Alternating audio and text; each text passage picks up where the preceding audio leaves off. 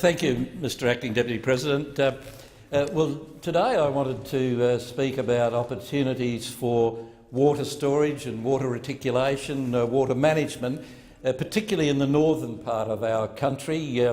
which receives more rainfall than any other part of Australia, and indeed more rainfall than many parts of the world. And regrettably, there are all too few dams in the north. The last that I can recall being built in the north, and really anywhere in Australia, was the Fairburn Dam at Emerald, built by a Liberal government back some decades ago, and then the Burdekin Dam near where I live, again initiated by the Fraser Liberal government some years ago.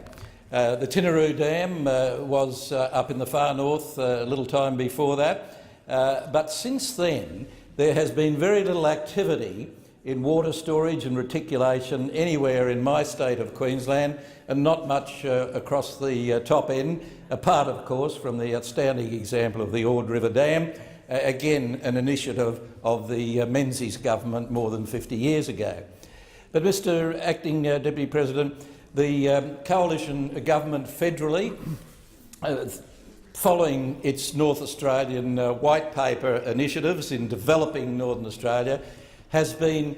trying to get the state government, the Queensland state government, interested in some water storage proposals in the north of the state. And of course the drought that is gripping parts of southwest Queensland and Western New South Wales these days shows the absolute necessity, the urgency, the critical nature of getting managed water facilities in our country where we have access to this huge rainfall. Now, Mr Acting Deputy President, the CSIRO have just completed major inquiries into three water storage proposals across the north of Australia, one at the Mitchell River, one around Darwin, and one at the Fitzroy River in Western Australia. And CSIRO, never known for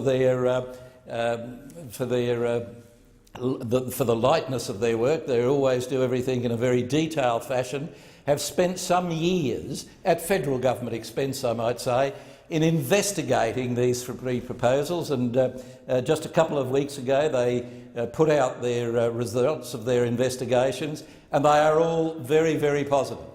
And I look forward to the Queensland government, who of course own the streams, own the rivers, they're the only ones that can do anything. I look forward to the Queensland government actually reading these reports from CSIRO and doing something positive to harness and store and use and manage the water that is available in Northern Australia. But Mr Acting Deputy President, apart from these three sites across the north, there is a lot of other interest in water facilities, and pursuant to the Coalition Government's Northern Australian White Paper and the money that was allocated following it to water investigation proposals, the Coalition Government has instituted feasibility studies in relation to the Nalinga Dam west of Cairns, the Urana Dam west of Bowen, just south of there where I live, the Cave Hills Dam out near Cloncurry in the Mount Isa area, and also the Big Rocks Weir on the Burdekin River near Charters Towers, which is part of the Hells Gate proposal, which is northwest of Townsville. Those feasibility studies have been funded by the Commonwealth Government, not a cent put into them by the Queensland Government, I might say. And the Hells Gate feasibility study, I understand, was made available to the Queensland Government some months ago now, but it still hasn't been released publicly by the Queensland Government. Now, why, you might ask, does the Queensland Government have anything to do with it? They haven't put 1 cent into the Hells Gate proposal, but under our Constitution, and as I said before, regrettably, if it happens within streams, rivers, water, within a state, then they are the constitutional responsibility of the Queensland Government. So regrettably, all of these proposals have to go to the Queensland Government, who sit on them, no doubt working out how they can make some political advantage of initiatives that the Commonwealth have introduced. But, Mr Deputy President, I wanted also to mention the Tully Millstream proposals that were around quite a lot almost 30 years ago when they were shelved by a Labor government at the time. Now, the Tully Falls comes off the Atherton Tableland near Tully, just south of Cairns, and the water goes through the Coombalumba Dam and then falls dramatically to the Korea Power Station, a very small turbine at the end of it that's been operating for decades already. But there were proposals to increase the activity in that Tully Hydro scheme, and this would have given Northern Australia, Northern Queensland in particular, guaranteed baseload power from a renewable source, from water. No carbon emissions whatsoever. But of course Labor Party, because they are controlled by the Greens and only exist in government in Queensland because of Green preferences, refuse to do anything about it. But there have been a number of proposals, and the old Tully Millstream proposal has been updated, and there was a proposal put forward by the then member for Hinchinbrook, Mr Andrew Cripps, who was a very effective member for Hinchinbrook in North Queensland and an excellent Minister for Natural Resources, probably the best Queensland's had in 20 or 30 years. And he's put forward a very detailed proposal for upgrading that old in-river hydro scheme.